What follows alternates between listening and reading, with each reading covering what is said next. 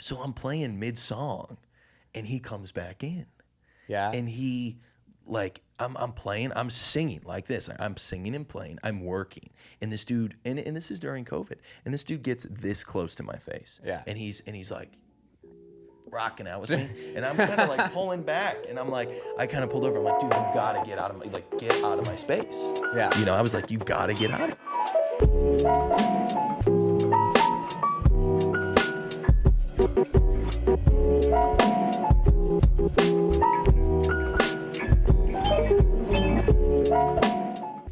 You're listening to For the Record, conversations about music, mixing, and the creative industry. Our guest today is Grant Milliren. Grant is a full-time touring singer-songwriter in the Midwest area. He enjoys the stage life, but he has spent more recent time in the studio working on his personal music. Hello, Grant. Welcome. Hey. Thank you for inviting me to the cast, gentlemen. Oh, it's absolutely. so good to be here. It's good to have you. Good to have you. And finally, because I feel like we've been kind of talking about doing something for months. Oh, dude, I've been just crazy. I apologize. I've just literally, September has just been kicking me repeatedly. So I'm glad we finally got this going. I mean, I appreciate you guys reaching out. I was so excited to get your message. So thank you so much for reaching out. And we're here. We made it happen. We made it before it got really cold. Right. Look at us. So I'd love for you to kind of kick us off, start telling us a little bit about what your gig is, what you do. Well, you know, like Ben so graciously introduced me, I'm a full-time touring singer-songwriter in the Midwest area. Mm-hmm. So I hit 8 states in the Midwest. This summer, it's been more so the 4 around Lake Michigan, you know, obviously Wisconsin, Michigan, Indiana, and Illinois. I'm a native, so I'm from Naperville, Illinois. So I'm from the burbs of Chicago. Nice. Shout out to any Naperville, Southwest burb folks. If you're listening, thank you. And hey, shout out to all the burb folks like you guys. We're out here in Island Lake. And yeah, so I'm a full-time touring singer-songwriter. So I tour from March to December every year. So I take 2 months off, January and February, to focus on writing. But it's been a little different this year. I'm also in the studio all the time. I'm working actually on my new album. We're actually doing a different approach coming with this album, which I'm really excited about. All right, well, pause. Yeah. Tell me about that. Yeah, I will. So a lot of times I'm like, let's come back to it. I don't feel like that right now. No. Tell me now. I will definitely tell you now. What was your first approach and what's different now? So, you know, when I had gotten into the studio, so I really hit the studio kind of hard January, February of the beginning of this year. Mm-hmm. And, you know, I was kind of doing more full band stuff. I tour solo, so I'm a solo acoustic act. Mm-hmm. I had a trio. Shout out to my Grant Milliren trio boys, Kyle Carson and Nick Neiman, good friends of mine. Actually, Kyle and I shared the same drum teacher back in the day, and Nick and I started our first band together in high school. So yeah, early days. But yeah, no, it was an okay breakup. It was not, you know, malicious by any means. It's not your typical band breakup. Yeah, no, they just, you know, Nick he's a blue collar guy now. He's doing welding, so I'm happy for him. So he found that kind of avenue for himself. He'll hop on gigs here and there with me. I'm trying to get him on some more because he still loves it. But I get busy schedules get in the way of stuff. And then Kyle actually went back to school to get his MBA. So totally and just great guys, loved playing with them. We did more local stuff in Illinois together, and like, you know, I think we did some southern Wisconsin stuff, like Lake Geneva area. But I tour solo, so I kind of wanted to, you know, get away from what we were doing initially. In the first part of the year, because I was doing more full band stuff. Like, you know, I tour solo, but releasing full band stuff because some of my favorite artists do that. Like, one of my favorite singer-songwriters of all time is Justin Townes Earl. Okay. God rest his soul. He passed away last year in August, which was definitely, you know, tough as a fan, but also very enlightening to see, you know, kind of just kind of how he did how I was doing kind of what he did, and I didn't even know about it yet, you know, because like, you know, like he you know, going to the studio, have these full band records that are just so killer. I mean, one of my favorite albums from him is Kids in the Street, and his most recent one before he passed was Saint of Lost Causes, and just going in there and having a full band sense is so cool. But he would tour solo, just him and his recording king guitar. Yeah. And I thought that was so great because I felt kind of like different because, I felt like, oh, well, if I'm going to go out and, record an album and have a full band sense, like I should go out on the road with my trio at least. But, 2 other schedules, 2 other guys, trying to do different things too in their life, which is completely understandable. Yeah. I felt like, am I doing something wrong? And then I kind of started to watch more of his live shows and I'm like, he tours solo. Like he had maybe a couple tours where he was doing it full band, but I just kind of was like, you know what? No, like this is what I want to do. And kind of had this switch up where I'm like, you know what? I want to kind of showcase in my singles in my records a little bit more of what you're going to a little bit closer to what you're going to get when you come out to a live show. Yeah. So with this process coming up with my producer, Chris Marzalik and I, we've kind of just talked about it, and we're not like ruling out doing any full band stuff, but he was saying like, why don't we just do some more broken down acoustic stuff of like, solo acoustic, and maybe we'll add like, upright bass style, like, with doing like flat wound strings on a bass guitar and kind of giving it that vibe. Yeah. And, he, I play harmonica too, so he was like, we need to put more of your harmonica stuff and kind of really drive a lot of your blues and soul influence. To the forefront a little bit more. And so that's kind of the approach we're going for now. Yeah. Just kind of maybe doing a little bit more broken down stuff. And he was, I went into the studio about like a month and a half, 2 months ago to kind of show him just kind of what I'm thinking of. And he was adding drums to it because he's a drummer. Yeah. And he was just like, dude, these songs are so solid just like by itself with you. Like we need to do some of these songs like this. Like let's not rule anything out, but let's just kind of start with this one song that is the first tune that we're working on. And it's an original of mine called Nightcap. And he was like, let's just start there and let's just see where it goes. So I think that's the fun process about this because it's just kind of like, let's start somewhere and see where it goes as compared to in February when we were recording 2 singles of mine, one that's still unreleased just yet, but I had released a new tune of mine in April called Comeback Kid, and it was a full band song, which I think it deserved that because it was that kind of vibe. Yep. But we went into that stuff so planned and so regimented, and I kind of told him, I'm like, I like having a schedule of what we're gonna do, but shouldn't we just let's kind of go in and like not like wing it, but like just see what happens. Yep. And that's kind of what we're doing for this. So That- I'm getting really excited. That's cool. So it's bold, but I always respect it when a producer tries to say like, let's honor the music and do something like less planned. Right. See what happens and kind of move with it. And I feel like you can get a lot of really good stuff that you didn't expect when you do that. Right. But 100%. It's bold. You know what I mean? Right. No, I totally agree. I think there's just something cool about the aspect of kind of just seeing where it takes you. Because music has a funny little way of doing stuff like that. I mean, there's been plenty of times in the studio where I'm like, man, like this song's missing like a lick. And then I'll think of a lick on the spot. I'm like, ooh, okay, that's got some bones to it. And then just create something completely brand new and, kind of birth it right there in the studio. So I'm very excited to just kind of, I don't know, just see where this goes. I feel like I'm such a regimented person in my own. I mean, when you're on the road 10 months out of the year, I mean, you kind of got to be when you're booking in advance and, you got to schedule and plan things out. But I'm kind of just excited to be like, you know what? Let's just see where it goes because I'm so regimented all the time. I kind of want to just take a deep breath and just go in and be like, hey, what about this? What about that? And, we always had kind of an end goal of like, hey, we're going to work on this song for the month. And then once it's ready, start looking for a release date type of thing. And I don't really want to do that. I kind of want to just go in and record and kind of sit on some songs and, release it when I feel like it's ready. And that's why I think it's just so much smarter to go in and record and, have some content to sit on so you can figure out the releasing process because that's part of being a recording artist for sure. Yeah. Well, and I've found too, as most, especially independent artists, they come in with a demo that's usually an acoustic or piano and a vocal. It is really stripped down. Oh yeah. And so there's always, at least for me, I found there's a struggle and there's a danger when you start going into the big band production that it could lose some of its heart.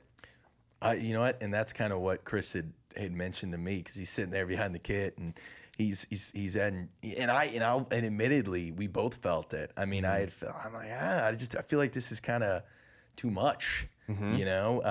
And it's not even just like the drums aspect of it. I just think it's like, this song is cool in its own way right now. Let's see how we can build it a little bit more to give it more of a full sound, but also not to just, let's not pass that threshold of where it's starting to ruin the song, because that may not make sense to some people that don't, that aren't musicians or whatever. But I think most people can wrap their head around the fact of like, overkill in anything is not a good thing. And I think it's something to where even if you're not specifically musically thoughtful, if you took two different versions of the song, one was a big band and one was kind of that more true to the music, if you will, kind of sound, and you showed them to two different groups of people, chances are they would connect more to the intentionality of trying to honor the music, rather than just feeling like, I don't feel either way about this song. It just kind of sounds typical. Right, exactly. And I think that's kind of the stuff I'm trying to get away from is, I'm an acoustic singer-songwriter at the heart. I classify myself as an indie singer-songwriter because, I like it to keep it, somewhat broad in that sense, because, or general, whatever you want to call it, because I think that I have a lot of influences in all styles of music. I mean, I take influences from indie rock, alternative rock, blues, soul, Americana, folk, all of that stuff, and just like classic acoustic singer-songwriter, soft rock stuff that at my core, I love. So I think that's what I really have been just trying to hone in and just be like, let's like, I'm a big like Gregory Alan Isaacoff fan. Okay. Isaacoff, whatever you want to call. I always say Isaacoff is the way that I had said it, but like Justin Townes Earl, Gregory Alan Isaacoff. I'm and going back to my like earlier roots, I love Dave Matthews. I love I love Mellencamp. I love Jackson Browne, Tom Petty. Those older influences of mine, and then taking it to the newer ones like the Gregory Alan Isaacoffs, the Justin Townes Earls, the His Golden Messengers, those types of groups and just songwriters that just I kind of want to mesh all that together. I never like to say like I am a acoustic rock singer-songwriter straight for it's like, it's all general in that sense, but I think that some of my songs can be a little bit like, harder in that sense, where it's a little bit more closer to kind of like has a little bit more of an edge to it. And then there's some of my songs that can be a little bit more, delightful in that way, where it's just not as, not as edgy in that way. So I think that's kind of why I like to kind of classify myself in that range, because I think once you kind of classify yourself as one thing, then you're trying to live up to one thing. And, and shout out to one of my favorite singer-songwriters, Tom Petty, God rest his soul. He had said on his Sirius channel that I listen to all the time, that, the Heartbreakers, now when we went into the studio for this record, we didn't talk about genres. We just had songs. And we wrote them. And it's like some of them had a little bit more of a pop sense to them. Some of them have a little bit more of a blues sense to them. And that's the beauty of it, I think, as a singer-songwriter. Once you're kind of forcing a goal, to me, it's never worked for me. It's just, I want it to come naturally. It's like, if this song has a little bit more of a blues vibe to it, then, this other one that's just a little bit more soft rock, and then this other one's a little bit more indie. And like, I find that so fun because, I always I love bashing the people or making fun of more so of the people that sit there that say like, this new record, I like their last record better. I don't like what they're doing now. It's like, no. Like, people evolve like that. And you got to try different avenues as a musician, because when you're in the heart of writing, you get so bored of writing those same type of songs. Or like if you're like, all right, let's go for a similar vibe. It's like, no, like if you stumble upon a fun lick that you're working on or a fun chord progression, the genre shouldn't matter. If it's something that you like and it's good to your ear, that's all that matters. Ultimately, like, you're creating your sound. And I think there will be a continuity to it, because if you hear it and you say, I really like that, it's you, right? Right, And yeah. so keeping that keeps that box open so you can try different things in different genres. And instead of starting, like you're saying, Right. like, I want to do a pop record, or I want to do, more of a rock record, or, whatever it is, like, instead of starting there, you can be like, well, I really love this tone of electric guitar. I just love it all the Yeah. time. So let's do make something sure, with it. let's do something with it.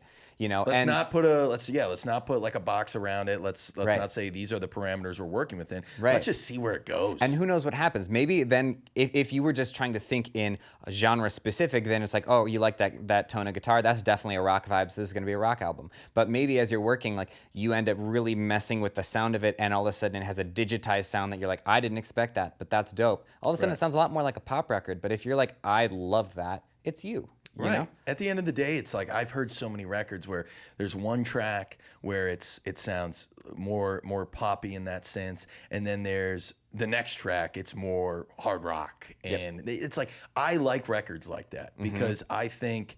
Like, don't get me wrong, like thematic records are cool, and like kind of concept albums. I don't think there's anything wrong with those. Oh no, I get behind those because it's still intentional. Oh, exactly. It's definitely intentional, but you never know too the process of how they got there too. So I think the process is just what always keeps me wanting to write more music and just being in my space and messing with the progression, or like, hey, this lick's fun. Let's use this as like a hook riff, or something as like an outro, or whatever it may be. I think that's what's so interesting about the writing process.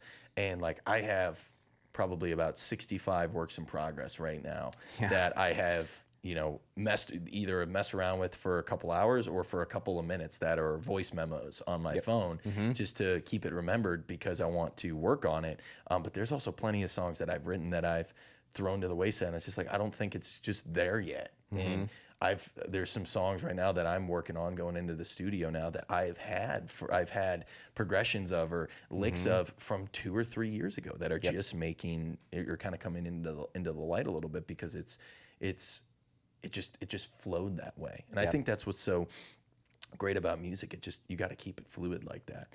And I think for the most part, if you're going in, it's like, we're writing this is what it defeats the purpose of art, in my opinion. And that's just who I am. That's what's so cool about the music industry is it feels like I don't even like thinking of it is an industry, obviously, like it's a business and money and this and that, but like at its heart, if you're doing it right, the money is not the point, right? It's capturing like creativity, it's capturing sound and emotion and like things that people can connect with, and there's just something that like transcends work in that, Right. It's just so cool. Yeah, and I think that if you're proud of the work, the compensation will come with it. I think it's more so just the fact of like where I've built myself is I've known that I always have wanted to be a touring artist, and I want my job to be Thursday to Sunday gigging doing anywhere from 2, 3, 4, 5 gigs a week because I freaking love it. I mean, it's just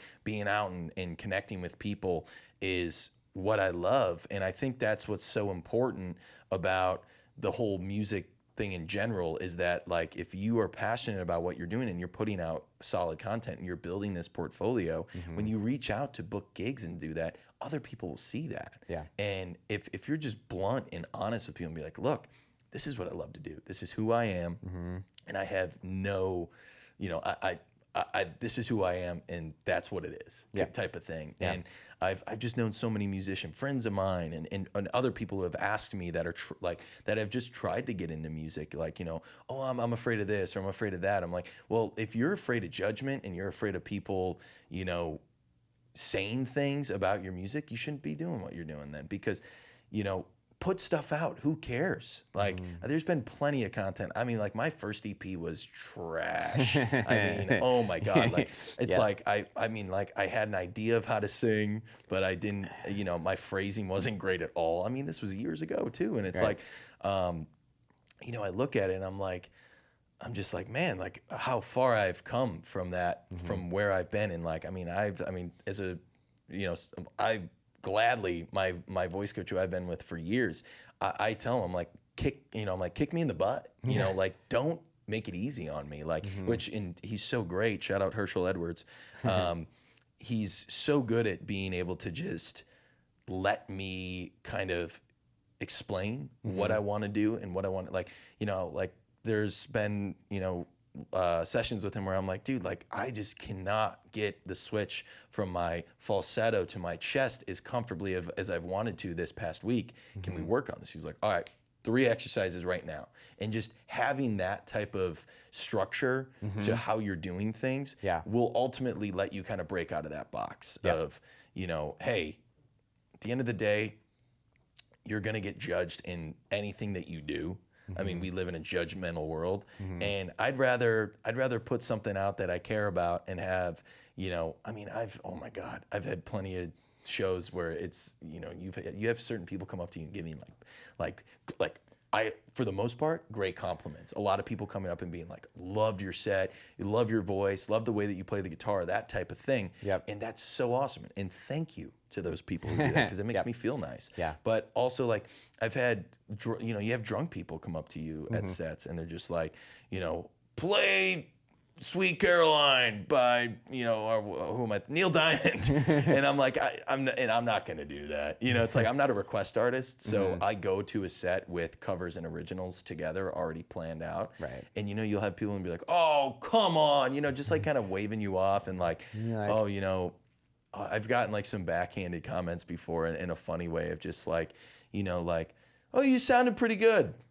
And it's like, you're like, thank you. Okay. And it's like, and that's okay, because it's just, it's, I've had people come up like, hey, your sound is not, the sound I usually listen for, but I really liked what I heard. That's a compliment that I love to get. It's not even like, more so just like a observation and stuff like that. I think that's what builds the character of being on the road. When like I play in the Midwest, so it's like for the most part, you're going to get nice people that, come up to you and say, hey, great job. And you'll still get people that come up and say some things that you're just like, wow, okay. Like, thank you for keeping me on my toes. Right. Yeah. Well, and there's maybe a healthy balance to that, right? Right. Of 100%. constructive, because I feel like sometimes, not like I love negative feedback, but I do feel like sometimes it pushes me to prove them wrong. Exactly. Going to my next point. I loved all the hate I got when I was younger. Like, not about but just being like, oh, I would always, like I was kind of mentioning, like, I had told, I believed in myself that this is what I wanted to do for the rest of my life. This is what I'm passionate about, being a musician and a working musician. And a lot of people were like, oh, what's your plan B? You can't make money doing that. Just like all this negative BS that like I would not let get into here in a negative way. I would take it as like, okay. It was kind of like, I like to say it's like the Michael Jordan approach, because I love Michael Jordan. I think his mentality is what I try and base mine off of, because of the way, like, where he's like, oh, you'll never be good enough. It's like, okay, I'll prove you wrong. And that is thank you to those types of people that did not believe in me, because I think that is what I have been able to, it's kept me level and kept my head a little bit more clear of like, what, these people don't think you can do it. So prove them wrong. And then I've had people that have proven me wrong in the past who have actually shot me messages in the past year and been like, I'm so proud of you and what you're doing. Like, sorry I doubted you, type of stuff. And that makes you kind of feel good, because you're like, all right, you noticed. You're like, we did this. Yeah. And it's like, people are like, dude, you're playing, 15 to 17 sets a month. Like, that's crazy. Like, you're going around the Midwest and stuff. And it's like, yeah, like, thank you for noticing that. But I'm like, this is what I've worked for. And I think it just has to do with the fact of just, putting in the work at the end of the day. I mean, I don't really necessarily care what people think. But I also care about, what people are saying in the way of like, okay, what do they think I can't do? Okay. So question, tell me, Answer. Early on in the process of you actually, being like, I want to pursue music. This is like, what was it that actually got you to the point of saying, I want to do this full time? Like, I know that's been on your heart for most of your life, but obviously there was a point in time where you played no instrument. Right. And where that process changed of like, not only do I enjoy this, but I want to do this as like my thing. Tell me about that. Yeah, I didn't really resonate with a lot of things other than music. And like, I like, There were other things that I did resonate with. Like when I was in high school, I was in production, so I was doing a lot of video and audio work, shooting using Canon DSLRs and stuff like that. And I really loved that media side of things. Yeah. And I was doing that on top of being a musician. And I think that kind of ignited in a fire. Like I just had fun. I just enjoyed what I was doing. I felt like I was living rather than existing. Yeah. And like I come from a family, like my brother was a quarterback in high school, like big football guy. My dad played 3 sports. My dad played college basketball. Like, so I grew up in and I love sports. I love watching them. And but I kind of grew up, not forced, but kind of felt that I had to do that stuff. But my dad is a rocker. He loves music. And I always loved, like I had family members that were older than me that played music. I have a older cousin of mine.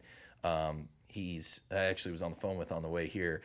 He's a drummer, great drummer, freaking metal drummer too. So he is just double bass, China cymbal.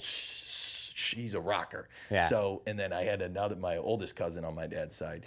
He played bass and guitar. So I think I just was so interested in that, and I learned so much from it. I think it just clicked mentally for me. And I just loved music. I mean, I just loved music. I mean, I would spend days I didn't take my earbuds out of my ears when I was in school. I mean, I'd be in class, I'd have one in and try and, cover it and stuff like that. Just like that was the passion about it. I think it was just the soul of music what really kind of kept me going. And I had realized, I'm like, you know what? Like, I want to do this full time. I don't know how the heck to do it yet. Yeah. But I'm going to figure it out. And that was like I had my first first diving in to drums. I had started on guitar. I got a guitar first, and then I kind of put it down. I tried sports for a little bit longer in 6th, 7th grade, and I just wasn't my thing. And then, come 2012, when I was a freshman in high school, my best friend is a drummer. So I was like, hey man, like start me off on my first drum lesson. Like I really want to learn drums. So then I started learning drums while I'm playing guitar behind it, right? Okay. So, yeah. And I felt this connection with my friends, and all my friends are musicians. So I felt this love and connection, like it was more than just your typical connection with a friend. It was like above and beyond. And I've played many gigs with my really good friend. Shout out Greg Nemi. He actually just moved out to LA. And he's playing gig after gig out there. He's doing what I'm doing, and he's hitting it hard. Yeah. And I think seeing guys like that I was friends with, that really made me believe, like, okay, this is doable. And then, I've played so many crappy gigs to get to where I'm at now. You got to kind of go through 50 miles of crap before you get to the good stuff, Right. And I had kind of start to see that, like, all these shows that you weren't making, like, any money doing. At the end of the day, it's not about the money, but when you're traveling places and you're only getting paid out like $50 or $80, it just doesn't, You can't do that. It's not sustainable. Yeah, it's not sustainable at the end of the day, and it's not about money, but when it's coming to realizing, like, okay, what's a better way that I can do this to where I can, like, be self-sufficient. Right. And I think there's a space to say it's not about money, so I want to make enough that I don't have to stress about it being like, how can I actually bring in enough money to make it work? 100%. And like, I think that kind of clicked for me, because all these were like draw shows. So it's like, hey, sell tickets, and we'll do like an 80-20 door deal, or like 60-40, and I just thought all that was crap. I was like, this is dumb. I'm like, what? I'm like, I have to go. I'm like, we're a local, like, I'm a local artist. Like, I'm like, I have a very, like when I had started, I just like had a very small following of family and friends. Yep. And, it slowly builds, but it takes time. And then they're sitting here trying to get you to sell tickets on a Chicago show, or like even if it's a local show, it's still tough, because you're like, it shouldn't be like that. And I was like, that's not the way it should be like that. I'm like, I know working musicians who don't have to do that stuff. So then that's when I kind of thought, I'm like, I just want to do more like guarantee style shows, where it's like, all right, I'll learn, I play 2 and 3 hour sets. Since I gig so much, I don't like going over 3 just because of vocal strain and all that. Yep. But I had realized, I'm like, this is kind of ridiculous. I'm like, I shouldn't have to be, worrying about like, oh, what are we, who's going to come out? Who's going to do this? It's like, I want to build a crowd of and pertain to people I've never met. I don't want to play to people who already know me, and I do, but it's like, I don't want to constantly be playing shows to the same people that have heard me all the time. Yeah, exclusively. Like, I want people to come out that are a part of my fan base and stuff like that. Don't get me wrong.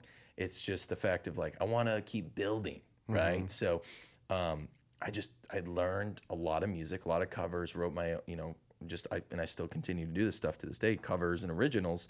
And, I have 3, I always, if I'm pitching to a venue, like, hey, look, I want to come in, I want to play a 3-hour set. I'm like, this is my price. This is what I can do. I provide all the sound. I make sure it's as easy as possible for the venues to make it, so I'm like, all you have to do is give me an outlet. That's it. Right. And I can run the rest.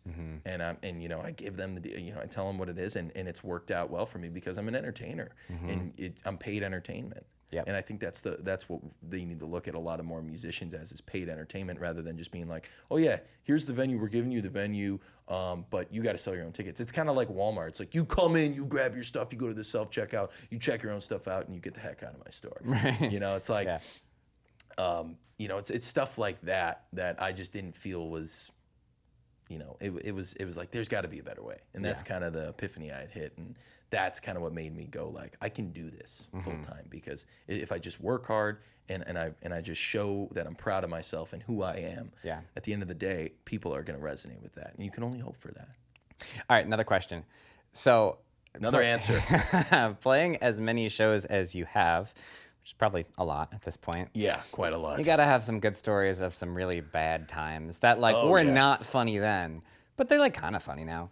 I mean, I got honestly, a lot of funny stories rather than it being bad. But I do have one bad story. Okay, bad story first. I'll do a bad and a funny story. Funny story after. And this one's actually pretty messed up. But we had played a trio gig, and a friend of mine's girlfriend was at the show. It was her birthday, whatever. And she had went down to the bathroom, and she walked out, and this hammered guy pulled out his junk and flashed her. Yeah, really messed up stuff. And this was in Wrigleyville in Chicago. And it was just really messed up. This dude was just hammered. And it blows my mind that people that get drunk think that they can do that. Right. So that was a bad. And then my buddy heard about it, and he starts he makes a beeline to this guy, and he starts getting in his face. And then I see it going down, and we put our guitars down. Were you were playing a show while this was happening? We were playing a show, and we literally had to get off stage real fast because the security was doing nothing about it. And I mean, I'm not going to name the venue. I don't want to do any of that. I'm not going to name any names or anything, but it's just the fact of the situation and how crazy it was. And we're pulling our buddy. He's and this guy is our buddy's tall, and then this guy was so short, and this guy is he's got this Mega Man complex. It was crazy, and he's trying to pick fights and stuff, and we're yo, back off, everybody. It's not let's dilute this a little bit. And then the guy who flashed himself to one, if you are a male, don't ever do that. That is not life lessons. Yeah, life lessons. And if this man is not a role model. Yeah, if you have not figured that out yet, that is not a manly thing to do. That is probably the most unmanly thing to do, or the most unhuman-like thing to do. You just don't do that to people. Right. And she was pretty horrified, and I don't blame her. And she she was really upset about it, and we ended up just picking up. We were my buddy had ran over. He's like, "Are you going to do anything about this?" Security was there 5 minutes after it happened. It's you should have been there right then and there, right? And so we ended up just saying we're done. And I just told him, I'm like, this is ridiculous. We're leaving. So we ended up packing up. We got out to my car, and we're at a stoplight, and we see the dude walking across. And my buddy got so mad, he rolls down the window, and he started taunting him.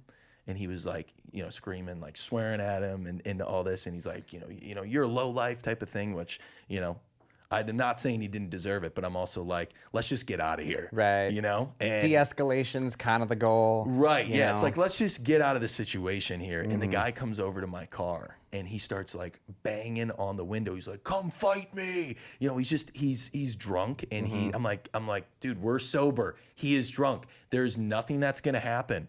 You know, like good from this. Let's just get out of here. And the light turned green and we zoomed off. So that was a bad one. Yeah, that's not like a great story. I think the funniest part in my mind is how drastic the situation would have been of all this music's happening, it's cool, and it's like music stops. There's no way to pretend what's happening. Right. And it's not like, what's happening. and like, that's the thing. It was kind of like every man for themselves. So it was just kind of, I mean, that's what, I mean, you can run into stuff like that when you're in a major city. I mean, Right. it scarred my friend for a bit. And probably most of your gigs are kind of like bar scene sort of. Well, gigs, you know, yeah. maybe? So it's funny you say that. So like, you know, leading kind of into that, I do like my favorite gigs are like brewery, winery, cidery, distillery gigs. Those are my favorite because that's I think where the best people are because they're into a craft scene. Yeah, there's So a touch of class to it. Yeah, and they're into a craft scene, so of course they're gonna be more open to listening to not only original music but also me playing stuff that people know too as well, and just being able to like connect. And I love connecting with those types of crowds. I do play some bar stuff, but I don't play in the city that much, city of Chicago. I do like to get out there for like private events and like there's certain venues I love to go to out there. Yeah. But it's just driving into the city is a fiasco. I just can't. I can't wrap my mind around it. I'm just like I can never live downtown Chicago. I just couldn't do it. Right. And so that's just one of those bad stories that kind of happen where I'm like I'm gonna pump the brakes on city shows for a little bit. Right. And then you know I've got back into the swing of it. But you know, a funny story to kind of Right, I was gonna say, dilute the badness. Bad story, well done. That's definitely not a great time. No, definitely not. But a funny story was I was playing a gig in the burbs, you know, kind of around me. It was a Plainfield gig, and this dude like comes in as I'm setting up, and I'm in a brewery, and he comes in, and he's just this like older bald dude, and he comes in with the guitar. Like beat up guitar, and he just starts like, he's like, hey, you want to hear a song? And I was like, I'm kind of like working here, like I'm kind of setting up, like, so I you know, to humor him, you know, I was just like, yeah, I'm like, play me something. And you could just tell this guy was on some drugs or something. He might have been a little drunk or something. There's a lot of like similarities in the story. A lot He of wasn't entirely present. Is what you're saying. Yeah. He was just mentally not there. And he was like, "Hey, you see this guitar? $700 guitar, man." And I'm like, "You got gypped on that because that guitar. It was like it looked like it was like a what is the first act, like those you know, little play guitars. It wasn't that small, but it was like a brand nobody ever heard of. I've never even heard of it. I'm a gear geek, so I'm like I think he got kind of gypped on that. Yeah. And so I was like, oh, okay. And the guy was like, hey, have a good set, man. And he walked out. So I was like, okay, like that was weird, but the road. Right. And so I'm playing mid-song and he comes back in. Yeah. And he like I'm playing, I'm singing like this. I'm singing and playing. I'm working. And this dude, and this is during COVID, and this dude gets this close to my face. Yeah. And he's like rocking out with me. And I'm kind of like pulling back. And I'm like, I kind of pulled over. I'm like, dude, you gotta get out of my space. Yeah. You know, I was like, you gotta get out of here. Were you kind of on like a stage or was it even floor? It was just even floor. Okay. I had just kind of a carved out section that was all for me. Sure. And I was playing into a tap room, but out to a patio too. So I had like one speaker going into the tap room, one going out to the patio. Yeah. And he's like getting in my face and like, he was just really excited to be there. I guess he was. And but the funniest part of the story is I was told by the brewery that he got a beer and obviously they served it in glasses. He ended up chugging the beer, hopping the fence, and stole one of their glasses and just sprint off. It was so funny. I was dying laughing. I was like, amazing. man, I just shake my head. I'm like, man, just some people in this world are just crazy. So that's a little funny story to kind of dilute the weirdness of the last one. Right. I thought I would tell a little yin and a little yang Right. type of stories there. Yeah, no, that You got to differentiate it. But right. that was kind of one of my favorite moments. It's a fun job because you probably get a lot of stories like that. Oh, it's a nonstop. I mean, it's Such is the nature of meeting people. Oh yeah, Right. I mean, you just meet some brutal people. I mean, like it's tough sometimes because like I love people who come up and like say, hey, do you know any of this or whatever. I'm like, I was just telling them like, hey, I'm an original artist. I play like I say it before I start my sets. I said, hey, my name's Grant Milliren. I'm a Midwest touring singer-songwriter. Tonight I'm going to be doing a mix of covers from the 1970s to modern day rock and my own originals. I have a set written out. So I hope you guys enjoy. I hope I can play something that you take home with you. And when you go home, I hope you can just be in the car saying, hey, that guy was pretty cool. Yeah. Just keep it cool like that. And then people be like, hey, I had a guy come up to me and say, do you know any Sinead O'Connor? And I'm like, I don't play Sinead O'Connor. I'm sorry, but I appreciate the Right. I appreciate the ask. And then you'll have people come up and like, hey, do you do this? Do you do like the worst is when you're playing acoustic, like solo acoustic, and you have like some dads coming up to you and they're like, yeah, do you know any Metallica? And I'm you're like, like- dude, I'm like, I'm not and no knock against Metallica, they're just not my style. They're not what Right. I like to play. Right. And but it's easy because all you just tell them like, hey, look, I'm not a request artist. I'm actually I'm an original artist, so I come with a set already written. They're like, oh, dude, just keep playing what you're playing. Then that's totally cool. Like you're killing it. So you are in a spot that I think a lot of musicians want to be at, and we kind of talked about this before, right? Like people doubted you. They're like, you can't do this as your full-time thing. There's like, no what? money in What's it. your plan B? type of Right, and thing, you kind of yeah. pushed through and got there. And I think that's something a lot of musicians struggle with, the reality of I want to do this, but I can't go all in. It just won't work right now. But you're actually doing it. Right. So I'm curious, what's been one of the struggles in making music as your career? I think probably the biggest struggle of doing what I do is getting enough sleep. That's a rough one because I mean that's like probably the biggest struggle of getting there is just getting more so just like the mentality, right? So making sure you're getting like you're putting this first. So making sure you're getting enough sleep, making sure you're having a good meal before your show. Like those little things. And it doesn't sound like much. I know it sounds Yeah. kind of goofy, Sure. but it's so important to the aspect of pushing yourself to it's all about the attitude.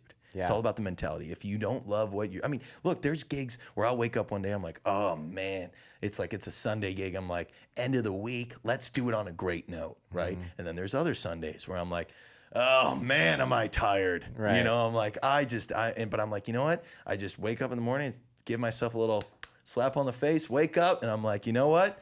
Hey, we get to do this for a living. This is great. Just counting your blessings in that way. I think that's kind of what was a hard part about getting there because, you'd sit there and you could be like, man, like, you get caught up in all the crap of like, oh man, are these people really right? Man, this is tough. Like, 'cause I won't lie. I mean, starting out and being able to gig that much, I mean, it's tiresome, man. Like that's why I jokingly said making sure you get a lot of sleep because that can really like when you're tired. I mean, at least for me, like when I'm tired, it's tough to really find that like energy where I'm just like, hey guys, how's it going? My name's Grant, like introducing myself. Right. And some sets are just purely entertaining gigs where it's like, hey, you know what? Go there and play the set and just hang and enjoy yourself. But then there's other venues where it's like, I want to 95% of the time I want to touch the crowd, and I think that is, in one small sentence, I can say that the mentality is the hardest part about getting to there. So any musicians that are out there and that want to do that stuff and do what I'm doing, just learn as much music as you can and just realize that if you commit to a schedule and making sure that you're putting this stuff first and making it serious, you'll get there. I mean, it takes time. I mean, you better be patient, but I would say that's definitely the hardest part, and I think I have that down in a sense, and I think now it's just I'm just kind of basking in the love of the fact that like, you know what, I've worked ahead of time, and now I get to just be on the road and enjoy what I'm doing and just connect. Yeah, it sounds like you're talking about the idea of discipline. Oh yeah, and we were kind of talking about this kind of offline before we sat down, but the idea of knowing where you want to go and being okay with the steps that aren't there yet to move you there. Like 100%. Like the idea of working a job that you don't feel passionate about, but knowing, hey, this is a means to an end. I'm not going to be here forever, but I'm going to put my all into this now because I know it's going to move me to where I want to go. Right. And so it goes like that discipline works all the way from I'm going to make these choices right now in like the season that I'm in, the job that I'm going to work, the things I'm going to do. And it works all the way to, you know, what time can I realistically go to bed and realistically wake up consistently? And or what am I going to do to have healthy routines in my life? Because I've found that like holistically, when you're healthy in this way, you kind of your mind is healthy in this way as well. You know, and it kind of works into that energy that you can bring to the stage. The word you just said is that is most important is being somebody in the line of work that I'm doing is consistency. You need to be consistent. Yeah. You need to be regimented. You need to be disciplined. I mean, I've stunk at it the last 2 weeks for whatever reason. I've been so tired, but I'm always making sure I'm up no later than 8 a.m. I mean, that's reasonable. And I think it's reasonable. I like being up early though. I like being up at like 6:37, having a morning and realizing, oh my gosh, I got 5 hours till noon. Let's go. Right. You know, stuff like that. But yeah, the consistency thing, man, that is the most important part about being a touring musician and being on the road. And it's like, you don't need this John Mayer following right now. John Mayer and big influence to me that I actually didn't even mention. Shout out Johnny Mayer. But I'm using him as an example because he is so famous in his own regard, but also with like Dead and Company and playing with the Grateful Dead. You know, John Mayer was playing, you know, he was playing around Atlanta, Georgia, and he was playing crappy gigs. He was playing cheap bar gigs. He was like, all right, well, there's got to be another way. And he just kept slinging it. He just kept playing. I mean, there's days, you know, I double gig days. I've had days where I triple gig and I'm tired, but it's for the love of it. And it's like, you know what, if I do this, I'm just one step closer to where I want to be. And that's where the consistency and discipline comes in, I think. Yeah. It's enjoying the journey. Exactly. I think a lot of people are so caught up on the end goal, on the end, like, oh, I want to get to there, but it's like, enjoy the ride while you're there because like, and I'm sure you guys have seen it online too. I mean, I'm sure people who are listening to this podcast too have seen it too. Like, you know, there's a lot of people out there like, oh, Spotify doesn't pay musicians anything. It's like, they're a corporation. They're not going to pay you anything. That's something you got to be comfortable with if you know that when you're releasing music. If you're releasing music purely based off the fact of making money, you're doing it for the wrong reason. And if you're putting out your original content and focusing on numbers and streams and stuff, look, I get it. Numbers are always great to look at. Yeah.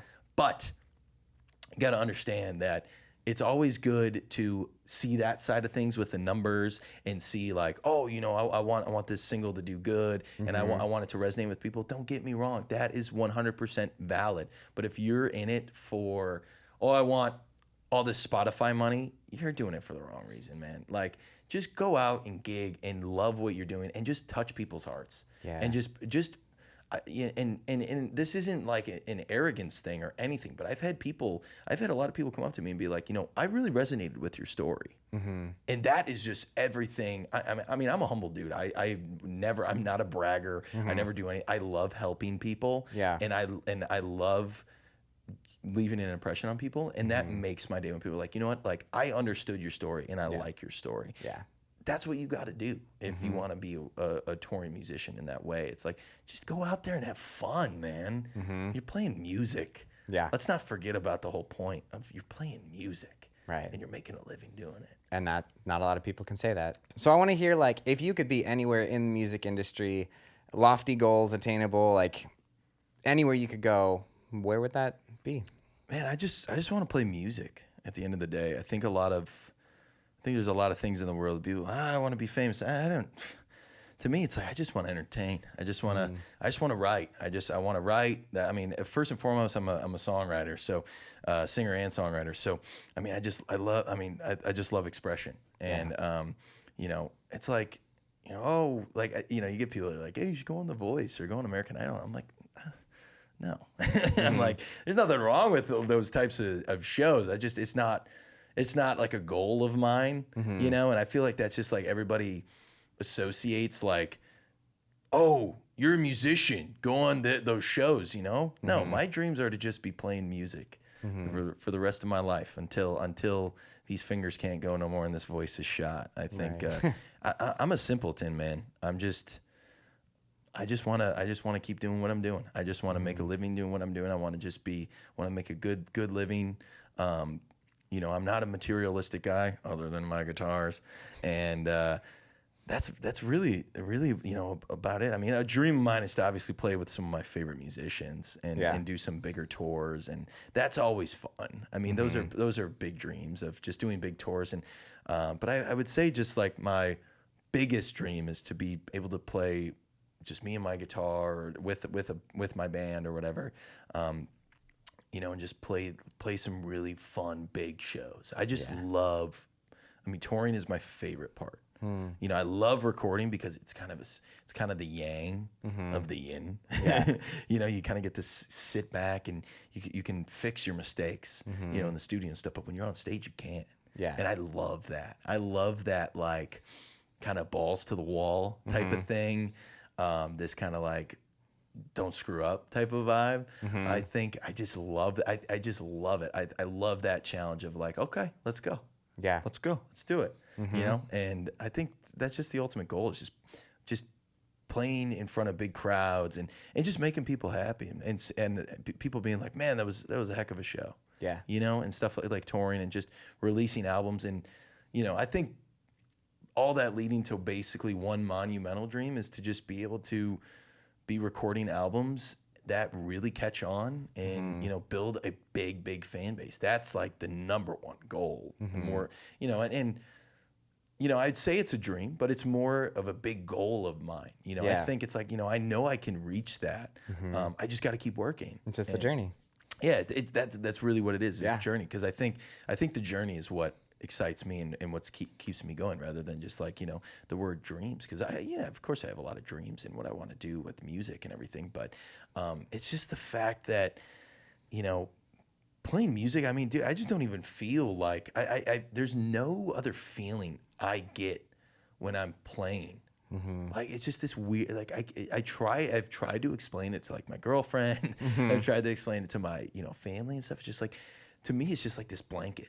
It just kind of gets put over you, and it's like it's like you can do no wrong in a way, but you can't. You know, you can screw up live, but to me, it feels like I'm just so, I love what I'm doing. It's just like I'm just enjoying every single second of this song I'm playing, or every single second of this show, because I'm a huge comedy fan too. So like in between songs, I like to tell stories, and you know, I mean, as you guys can tell, I'm a talker. So it's like that's why I love doing podcasts. So it's like, you know, I love telling stories and just resonating with people, and like I just love when, I mean, it means so much when people come up to me and just, I love your story, and I love, you know, like, 'cause there are people out there that are just like play the hits, you know, about like, you know, certain artists, and like, you know, there's this show I'm a big fan of. I'm sure you guys have heard of it. It's called I Think You Should Leave with Tim Robinson. It's such a great show. It's hard to describe it. I can't decide if I love it or not. It's just an insane skit show. I mean, it's just like, it's just, at the end of the day, it's just like, it's so funny to me, because there's this one skit where he's out at dinner with his date, and he's getting really bothered because she keeps taking all the chips and the loaded nachos with all the chicken and all the like queso on it, and he goes over to this waiter and he's like, hey, look, like my date is like taking all the good chips. Like I'm barely getting anything. I get maybe a little bit of cheese and like one little hunk of meat on there. And he goes back to the table and they're having this conversation. He's like begging the waiter to go over and say, hey, there's a rule. Like if you're sharing, you can't take all the good chips. And before the waiter gets there, the conversation that he's having, she goes like, when I go to a concert, like, and you could just tell like it was meant to look like, just like they meant it to be like a terrible date, like the girl that he was with to just be like just terrible person. And she was just like, yeah, when I go to a concert, like don't play your new stuff, like just play your hits type of thing. And I sit there and it makes me laugh, because I'm like, you know, with the fact of that whole aspect of like, you know, play your hits and do this and do that. Like, I think that is so mind-blowing that people actually think that way. And I've always been somebody who's so accepting of new original music. Yeah. And I think while being on the road and why I love what I do and playing like breweries, wineries, cideries, distilleries, they're all eries, right? Right.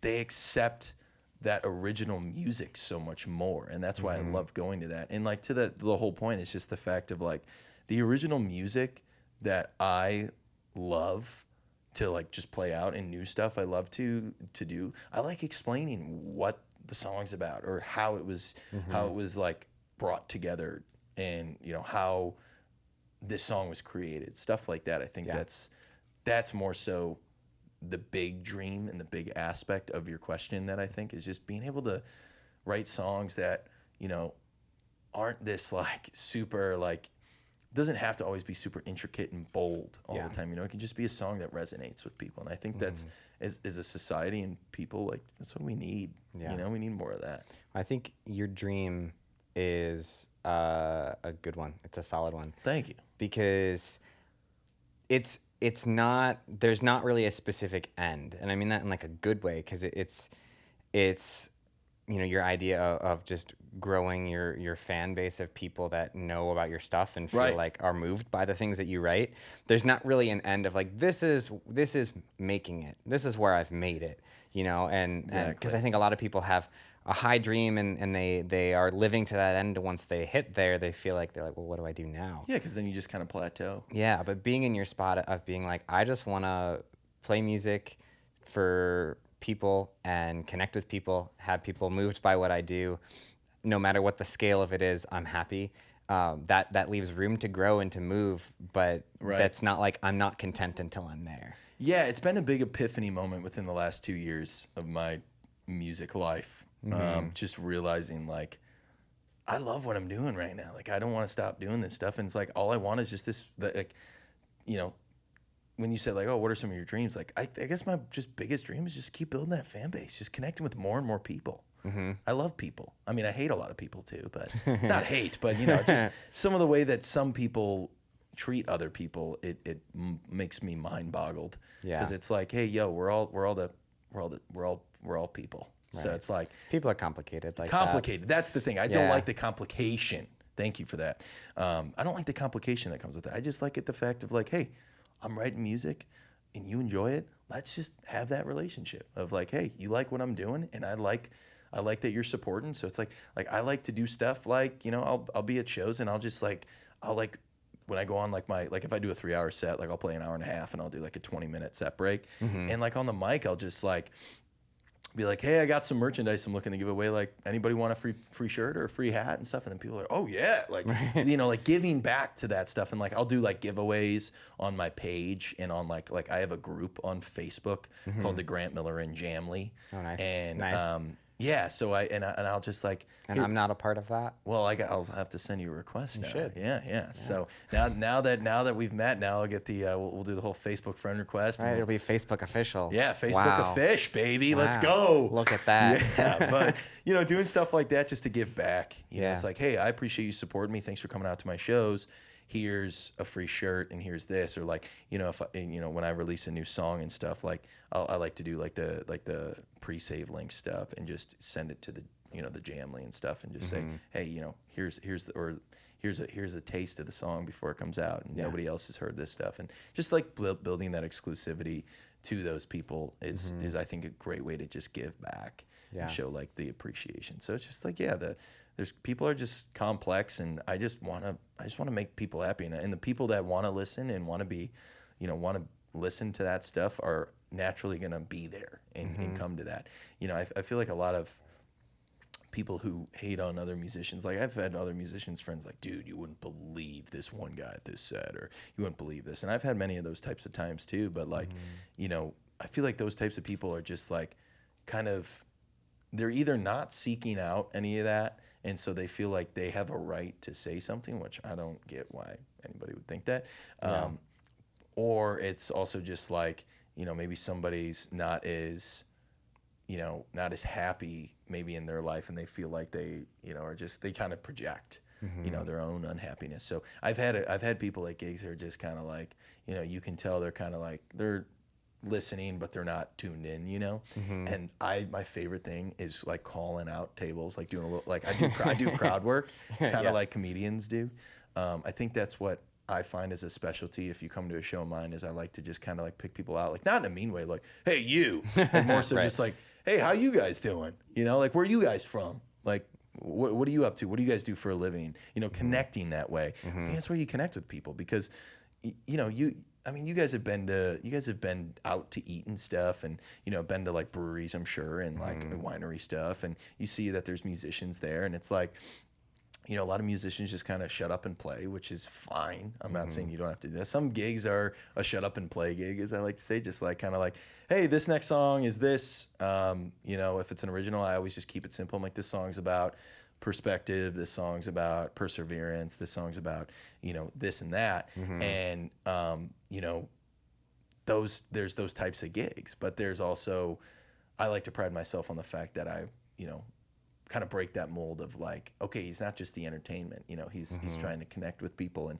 give them a memorable experience, because I want a venue to be like, dude, we want you back. Like, that was fun. And like the way that you do stuff is really, you know, really interesting. And I think that, I think that's what's most important in the work that I do, because I just want to have fun. I just want people to have fun.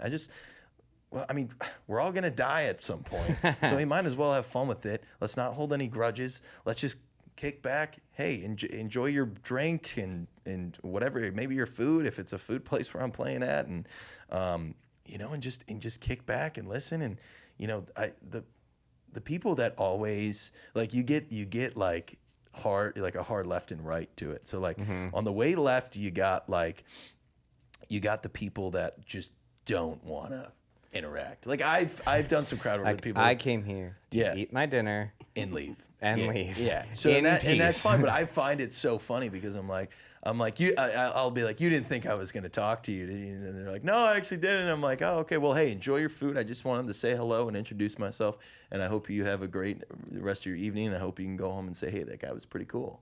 And a lot of people just kind of, you know, they'll smile and be like, oh, okay, this is cool. You know, like, I didn't intend to do that. And then you get the far right, which is the people who are talking. And this is a non-political sense. This is just direction, guys. Like, you start and you're like, yeah.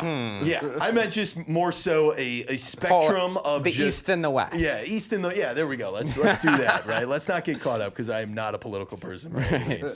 But you get like the right side of stuff or the east side of stuff, where it's like, you know, you get people who are just talking way too much, and you're like, all right, like I've had times where I'm in between a song and I'm like having like these conversations with somebody, and they're like, they just keep going and going. I'm like, and I've had to be like, all right, I appreciate this, but I have to do my job, so I'm going to go into my next song. And so like, really, there's no bad qualities to it. It's just funny, different types of people. Yeah. And I think that's what you learn. Well, it seems like you're pretty good at like connecting with people. Like, I see that you've been saying like that's like your passion. That's what you want to do, and it seems like something that you naturally enjoy and connect with. So I think I think you're gonna do great. Thank you, man. I appreciate that. And I will say the worst part, it's just uncomfortable for me, because it's like, all right, a venue invites you to come out. They pay you to come out to play, right? What do you want to do? You want to go out there and play, and you want to leave people with an impression, and you want to be like, wow, that was really great. But the worst is when, like, I guess it can kind of go down as funny stories, but this has happened all too many times. And like, well, one, you're always going to get a free bird at a gig. You're always going to get some free bird, you know? and I'll always call it out. I'm like, this wouldn't be a real gig if somebody didn't say that. So thank you for, thanks for doing that, right? Do an acoustic set of free birds. Love that. Right? Yeah, but like, you just like awkwardly do the acoustic, like the solo on an acoustic with no backing. Oh, it would just. That would be so. Please do that one time. Oh man, one time. I would cringe at myself. I would just be like, oh my. How much would I have to pay you to do that at a set? Oh my God, a pretty penny. Okay. It would be tough. I'll save. So, this is for the Freebird Grant set, but like the worst is when you get people coming up, and like I've actually like I'll think they're joking. Like they'll come and be like, yeah, can I sing with you? And I'm like funny, and they're like, no, like really. And I'm like, no, like, no, I'm not gonna, like, I'm getting paid to be here. I'm not gonna, like, and this guy was super sweet, a super sweet guy. Yeah. But like, he was like walking up to me in between songs. This was at a gig on Sunday. This Sunday? Yeah, literally it was 2 days ago. Nice. Sweet guy. But he was kind of like awkwardly standing. I was on a riser, and he was like standing like by me, and I'm like, "What's up, man?" Like I just, because I'm like, "Dude, you're just awkwardly standing, hands in pockets, just like smiling." Like I didn't even know what this guy looked like. He had shades on, he had a hat down, like whatever. It was kind of weird, and I was like, "What's up?" And he's like, "Dude, I'm a musician too. Like, can I sing with you?" And I'm like, "Well, I only got one mic, and I don't really know you. And I don't want to get COVID, so you can't come up here." But he's like, no. He's like, if it's cool if I just kind of add some harmonies on the side, like not mic'd up, just to do it, just because I love the connection. And I was just like, this is weird. Like I don't like that. It's Right. weird because it's like, what am I gonna say? Right. Plus, if he's not actually that good, Yeah. what do you do? That's the thing. It's like you kind of just play it off like, hey man, good on you, right? But so I start playing. I was playing "I Won't Back Down" by Tom Petty. I did my rendition, and this guy is hitting these harmonies to a T, and it was cool. So I was like, Dude. all right, that worked out. Right. But there's other situations, like I had this lady walk in, she's like, "You got a second mic?" Or like, no. I love it when people say like, "Oh, I want to come sing with you," and then I put them on the spot, and I say, "Well, I got a second and third mic in my bag, and I got a couple more inputs if you want to come up here," like jokingly, and they're like, no. And I'm like saying, it's like you could just tell they're just doing it to kind of just be. But did you do that once and they were like, okay, yeah, will you do that? Thankfully, no. That hasn't happened yet. Because that'll happen. if you Yeah, keep but doing I've that. noticed that a lot of people, when they get put on the spot like that, go like, "Oh no, I was just kidding," So I think that's the nice part about it is like, for the most part, people don't come up because it's like, I just let me entertain. Like this is what I was paid to do, and I want to do this. Yeah. So, yeah. It's funny Well, stuff. we're short on time, but before we leave, I want to first of all say thank you for coming Thank on. you It's for been having fun. me out, guys. Appreciate it. Yeah. Appreciate it. Also, though, I know, like, usually I'd ask, like, what's, like, the next step? But I kind of know that because you said you're working on some music right now. We Right. talked about that. Just kind of tell us a little bit about the process of what these next couple months is going to look like and what we could get excited for, both myself and Ben, but also the people that are listening. Yeah. And then you can finish it up with, like, how people could actually find those things. Sounds good. Yeah, so these all the way to December. So I do take January and February off of shows. So I vacation a little bit, and then it's just really booking my 2022 and writing. So that's just kind of all I do. And then I have some part-time stuff. I'm a guitar instructor, and I do voice stuff too. So that's kind of what I focus on too a little bit. It's not as as demanding as being on the road, right? Right. But these next couple months, what I'll be up to is I'll be hitting the studio, working on a ton of new originals. Don't know how many we're going to be doing just yet. I don't know if I want to do an EP or an actual LP. We're going to kind of just ride that wave and kind of see where it goes. But that's kind of what I'm up to. I'm going to be finishing up my 2021 tour of the whole year. I started in April this year just because, I was like, I'll start in the warmer months, rather than, because March is kind of bleak. Right. But that's when things start to kind of come back. But yeah, so I go all the way to December, and then I take off right like my last weekend is the weekend before Christmas and all the holiday stuff. So yeah, that's kind of really what you can expect from me. Is just like I'll be hitting the studio real hard, and Working on that New Direction project. yeah, I'm very excited about that. Yeah, thank you. Yeah, I'm really excited. I think it's gonna be really cool, and I think we're just gonna find some elements that weren't there before, and I think that's the most important when you're going into the studio every time. It's just finding some new things, and that's what's going on with me, and just regularly hitting the road. I was like this from May to August, early September. I was in all 4 states. But now kind of fall to winter, I kind of stick around southern Wisconsin and Chicagoland a little bit more, and like northwest Indiana, and a little bit of southern Michigan. So I just kind of do a smaller loop. But for the most part, it's a lot of Illinois shows for the rest of the year. So if you're in the area, you can find all my shows, just head to my website. It's millirenmusic.com. So it's just MILLIREN music.com. It's a pretty straightforward and intuitive website. You press tour, you can see all of my shows. That makes sense. Yeah, you press music, you'll see all of my releases, and you press my homepage, and it'll just keep you. I have small blurbs of like little newsletter stuff saying like, hey, this is what I'm up to. Come on out. This is what we're doing. That type of stuff. You can find me on all the social medias too. So Instagram and Facebook is just at the Milliren Things. It's a little fun little thing I did because my first album was called The Little Things. So I thought it'd be fun to do a little, username like that. You can just type my name on Facebook, Grant Milliren, or you can, type in the username. Instagram obviously works by handles like at the Milliren Things. So Right. that's where you can find me. I'm not a Twitter guy. I don't do Twitter. Just I don't know. Just Not your vibe. Just you know? not a thing for me. I don't know why. Do you have music on like Spotify, Apple Music, all the places? Yeah, so every streaming service I'm on. So Spotify, Apple Music, Tidal, YouTube. What else do people listen to? What's another one? Google Amazon Play. Music. Google Play, that too. I don't even. Does Google Play still exist? I don't think so. It might I don't- exist. I don't know. Sorry, But- no judgment if you use Google Play. Yeah, no judgment there, but definitely a little weird. But yeah, all the streaming services, you can find me on there. Definitely would appreciate it. If sharing any type of stuff, tag me. I'll shout you guys out. I love connecting with people. So, that's where you can find me. Thank you guys so much for having me on the show. And Yeah, thanks for coming. Yeah, hope to be back. If maybe we can do a little show when the album releases or something. We could do a little studio session and That would be fun. Yeah, hoping to do that. It's just too beautiful of a studio Right. to pass up. It's so. such a vibe. Yeah, so thank you guys so much. Shout out to Caffeinated Records. Shout out to Jeremiah, Ben. Thank you guys so much for just being, inviting me out. It meant so much. It was so great hearing from you guys. So thank you. Thanks for coming in and just sharing more about you. Appreciate that, and I'm excited to see that album. Well, Heck yeah. Oh, me too. I'm as excited as you are. So, gonna be dope. yeah. So All right, thank well, you guys. we'll talk to you soon, and we'll talk to you guys soon. Peace. Thank you. Bye.